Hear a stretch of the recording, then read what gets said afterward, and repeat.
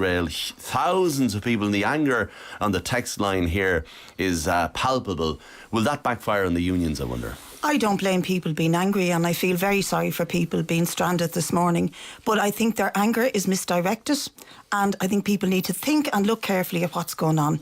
The root cause of this dispute lies with Bus Eireann management. They've brought in a vicious CEO called Ray Hernan from Ryanair, who's decided he's going to sweep all the pay and conditions that exist for bus workers into the gutter. He has threatened to impose a 30% pay cut on workers who barely earn the average industrial wage. When you add in their shift pay and their overtime, that brings them up a bit. But if he tries to take that pay... He says the average pay for a driver is 48,000. The average pay for a driver is 48,000 before stoppages, and after you take on board all of their top up with shift allowance and travel pay and overtime. Mm-hmm. Now, it depends on what age you are and when you came into the service. So I've been on the picket lines, and I said this in the Dáil the other day. There are very decent men and women out there who are barely surviving on what they have. What happens in the private sector, on the other hand, is that we, the state, subsidise the wages of workers by paying fizz and other income measures. Well, hang on. Ray Hernan and the board and others in Bus Eireann would say we're not being vicious in any way. We're putting forward, in good faith, a survival plan for the company to try and make this work, because time is of the essence. Time is of the essence, but the survival plan for the company must involve the Minister for Transport and the National Transport Authority, and without them, a survival plan by Ray Hernan will be to viciously cut the throats of workers. Well, he's not... No, hang on a second here. And what is needed, actually, is a calm head. It doesn't matter who's talking about this. And Ray Hernan, personally, is not a vicious man by any, or a violent man by any stretch of the imagination. Everybody is trying to get involved in this and do so in a measured way. But Mairead McGuinness, Minister Shane Ross, he seems the only one who's not trying to get involved. He was on Morning Ireland again today outlining his position, saying, I'm not going to get involved. Is that tenable at this stage? Well, I think what you've said earlier, the company has a survival plan because there's loss making, and they need to put a plan in place to change that. And I think it was tragic for people this morning, as Brid said, who tried to get to work from all over the country. It went really bad. I mean, it's a bad turn to what was a difficult situation. And I think what's hard to see now is how can this be put back in a direction where the unions and the management can actually sit down and discuss the future for all of them. And I think Brid, I know you've been on the picket line, and of course they're very decent people on the picket line, but to say that the management are trying to cut the throats of workers is a little bit harsh. I genuinely believe there are problems around the profit I'm using it as a metaphor rather than a literal violent act. Yeah. But if you take 30% of the pay of the average worker in Bus Eireann, you're going to drive them into a situation where they'll have to claim family income supplement, and the state will be subsidising them. What's happened here is the state subsidy for public transport, and as somebody who works in Europe, where there's excellent public transport service that's properly funded, properly subsidised, you should be well aware that we totally underfund our public transport. And that is on the agenda, that idea at the same time, where we have the free transport. It is being addressed. We've got a mix here of underfunding the public transport and also promoting the private operators in competition against them. Some people say there's a privatisation agenda here. Well, I don't think there is a privatisation agenda. I mean, I make the point again, this is a row because the company is not making money, and in fact it's losing money, and it can't continue to do that. And on the privatisation issue, I mean, lots of people all over Ireland use the private bus services that are very effective and are very good and deliver them to colleges and works and all over the place. Are we moving in that direction, I don't think it's an either or here. Well, no, but the point is, Mairead, the company do have a crisis, but the crisis is manufactured by the policies of the government and the NTA. Well, and you say it was a bad turn this morning. I mean, you say it was a bad turn. I think it was a good thing that they highlighted this morning by bringing the capital to a standstill. This cannot continue without the minister getting involved. It was a good thing. From their point of view, I do. But and fair play to them, for the thousands of because people nobody was minding them. You listen to the interviews that Morning Ireland conducted at bus stations like Capwell and Cork and in Tralee, where bus workers are standing for 8 days. Nobody is minding what goes on. Once it hits Dublin, they stand up and they take notice. I don't think that's a very valid point. They stand up and take notice. I think that's a valid point. I think people are only taking notice because the way it hit the headlines this morning, it hit Dublin finally, and suddenly people were discommoded, and that was people trying to go to work, what have you. But there is a point there. There's another point.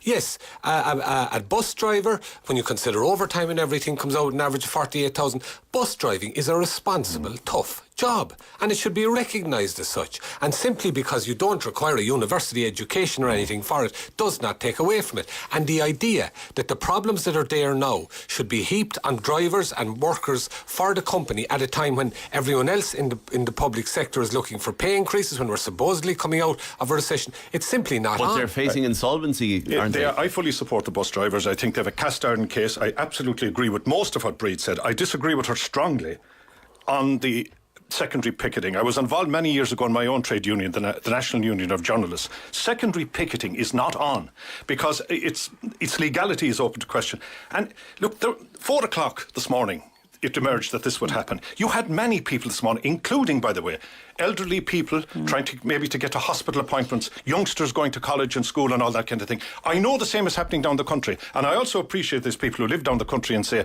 if this was a Dublin dispute, there might be more media coverage of it. But while I support the bus workers fully, I think this idea that if Shane Ross intervenes in the morning, a magic wand will be waved and all will be right. That's nonsense. Why? Can I remind people? Can I finish, Brid? Let him finish. I'll come to you then. Why? Because they're calling for Shane Ross for some time now on all sides of the house. But it's well known, Cormac. This is why Fianna Fáil and Labour, because they've been in government, are not saying he should intervene. Ministers don't intervene in the nitty-gritty of industrial disputes. There is an argument, a strong argument, that the Cabinet, and this would be a Cabinet's decision proposed by the Minister, should come up with more money. Now that's different, but I've no doubt that if Shane Ross goes into Pascal Donoghue today and he says, I need more money for Bus Eireann, Pascal will say no, it then goes to Cabinet. I think perhaps there is an argument for paying more. That's code, isn't it, provide a public service. When people like you call for Shane Ross to get involved, what you're looking for actually is more money. Well, can I remind people that recently we had the threat of another blue flu by the Gardaí, the very people we've just been talking about, and on the basis of that threat, they refunded the Gardaí by 40 million overnight. Now, what makes the Gardaí better or more important public servants than bus drivers? Why are they being treated differently? And it is a question of how we fund our public transport, and this is a public service where bus drivers go into small country towns and pick up old people, children with disabilities, also fee-paying passengers. By the way, on the free travel scheme, there is a real discrimination. A private bus operator gets €7 in every 10 for every passenger they carry. Bus Eireann gets 4. Absolutely. So there's no level playing Respond field to this here. From a texter. So this crisis Respond is a to this from manufactured crisis. Outrageous nonsense from Brid Smith. This texter says, no way should taxpayers' money be pumped in to keep this overstaffed company going. Give the PSO to local bus operators. Well, this texter has no idea what they're talking about in terms of the detail. The company is not overstaffed, and there was a list issued in a letter by Ray Hernan to every driver and every worker, whether they're a mechanic or an office worker, before this strike started, with 49 different demands.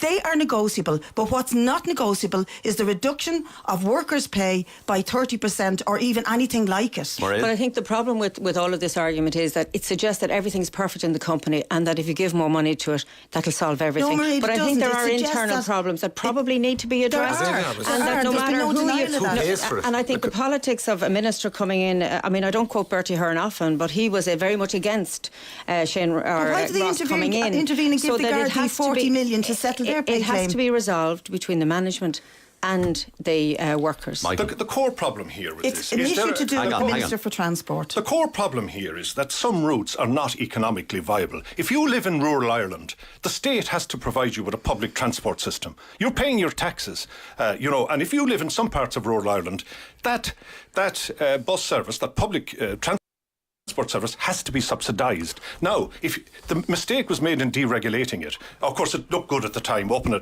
it, you can't deregulate a service with a strong public service remit, because the private operators will take the commercially viable route. And they pay their workers very badly, by the way. I'm actually creating a dossier, if anybody out there wants to contact me, of the levels of pay and conditions inside the private companies. They are appalling, and they will also have to be addressed someday.